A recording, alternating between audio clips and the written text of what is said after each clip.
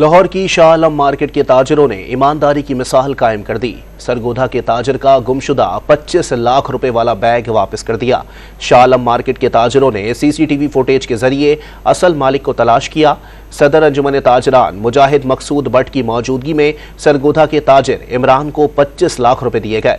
सदर अंजुमन ताजरान का कहना था कि आलमगीर मार्केट के ताजिर अफसार बट ने ईमानदारी की आला मिसाल कायम की है। लाहौर की शाह आलम मार्केट के ताजरों ने ईमानदारी की मिसाल कायम कर दी। सरगोधा के ताजर का गुमशुदा 25 लाख रुपए वाला बैग वापस कर दिया। शाह आलम मार्केट के ताजरों ने सीसीटीवी फुटेज के जरिए असल मालिक को तलाश किया। सदर अंजुमन ताजरान मुजाहिद मकसूद बट की मौजूदगी में सरगोधा के ताजिर इमरान को 25 लाख रुपए दिए गए। सदर अंजुमन ताजरान का कहना था कि आलमगीर मार्केट के ताजिर अफसार बट ने ईमानदारी की आला मिसाल कायम की है।